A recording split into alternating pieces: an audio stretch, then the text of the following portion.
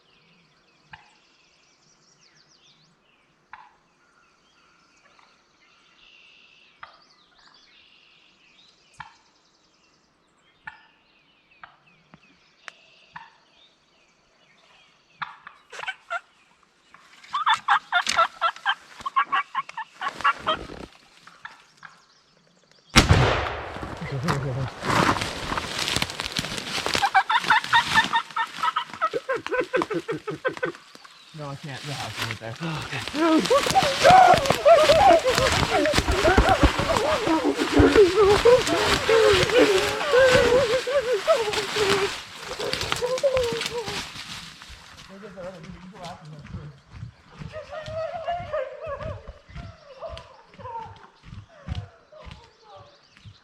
I'm so happy. Oh, that was only 11 minutes, dude. I could have told you that was a million years. So what happened was, we heard this gobbler behind us all morning. We set up on him. We were ready for him to come from our right because that's where he flew last night when we spooked him. And we got a road up here and a house up here.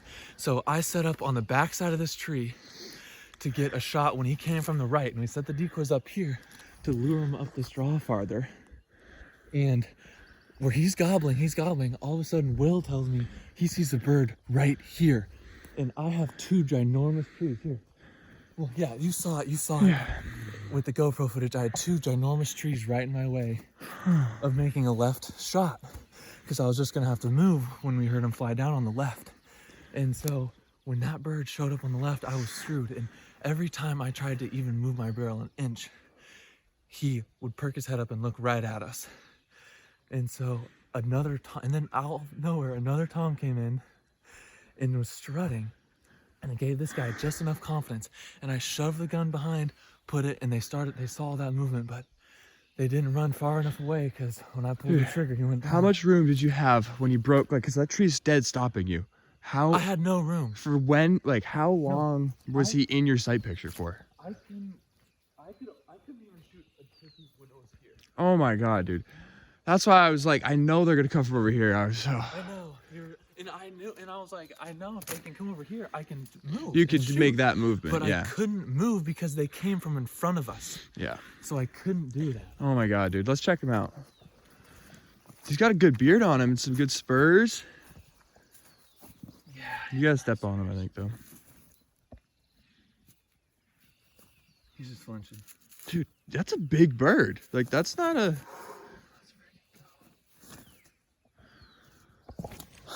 Getting it done in New Hampshire. Tell them what day this is. This is day 8. Will and I have woken up we have not slept in past 4 the last 8 days. We've woken up before 4 a.m. for 8 days in a row. We only had one bird gobbling this morning. And all of a sudden 3 show up. Yeah, we had only one bird gobbling this morning. And out of nowhere, this guy just is there. Like, we have no idea where he came from, and he was just on the horizon, silhouetted like a freaking ghost. What did you say just a minute or two before when we heard the one gobble? What did you say? I was like, guess there's only one here. 3 show up.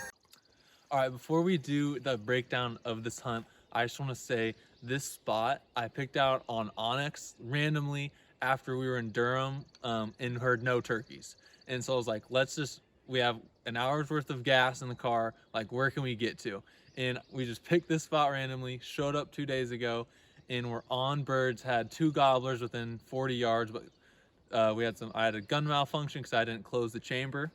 And then we went back to that spot yesterday, no turkeys, no gobblers there.